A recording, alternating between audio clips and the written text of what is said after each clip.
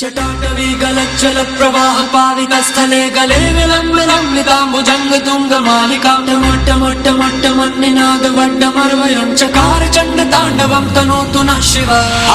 हर हर शिव शंकर नीलकंठ गंगाधर आए शरणम तिहारे।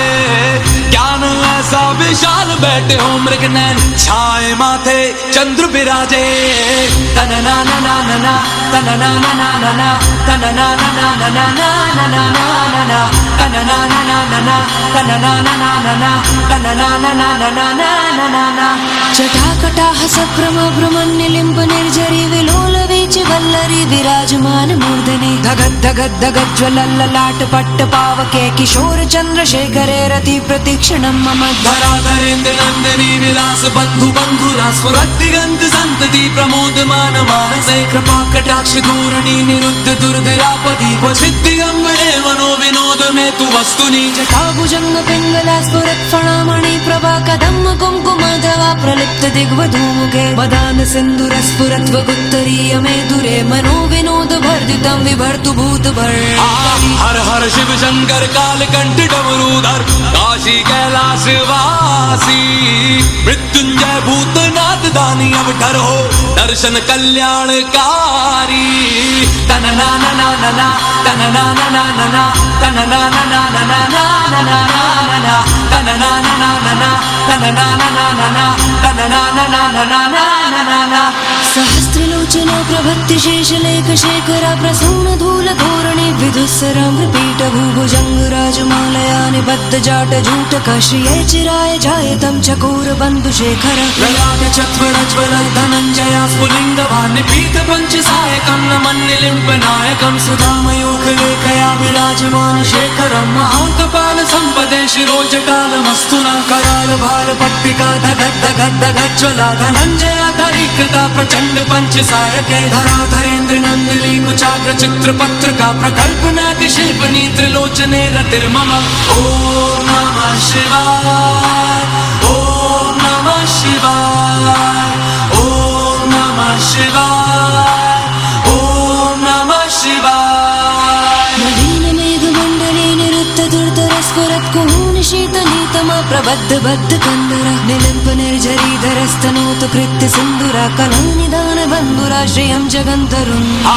हर हर शिव शंकर तीव्र कंठ प्रलयांकर विश्वनाथ स्वामी अवतारी भर देते हैं भंडार प्रभु खुशियों से आशुतोष शंभु अभिकारी।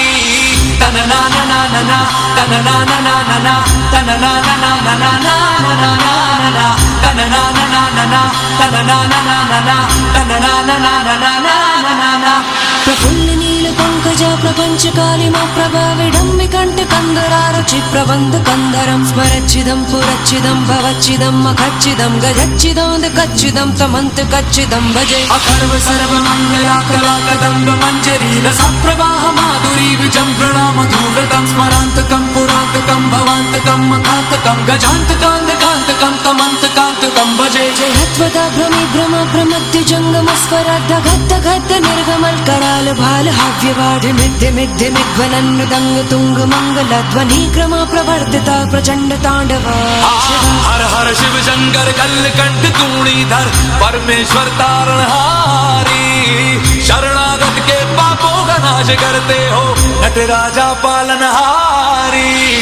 तना ना ना ना ना ना तना ना ना ना ना ना तना ना ना ना ना ना ना ना ना ना तना ना ना ना ना ना तना ना ना ना ना ना तना ना ना ना ना ना ना ना ना दिशतु चित्र कल्पयो भुजंग मोक्तिमस्त्र जोर गरिष्ठ रत्न लोष्टयो सुरद्धि पक्ष पक्षयो तृणारविंद चक्षुषो प्रजामहि महेन्द्र यो समन् प्रवर्तयन् मना कदा सदा शिवं भजे। कदा निलिम्प निर्झरे निकुंज कोटरे वसन् विमुक्त दुर्मति सदा शिरस्थमञ्जलिं वहन् विमुक्त लोल लोचनो ललाम बाल लग्न काशिवेति मंत्रमुच्चरन् कदा सुखी भवाम्यहम्। इमं हि नित्वमेव मुक्त मुक्त मोतमस्वतं पठन् स्वरं ब्रुवन् नरो विशुद्धमेत संततम्। हरे गुरौ सुभक्तिमाशु याति नान्यथा गतिं विमोहनं हि देहिनां सुशंकरस्य चिन्तनम्।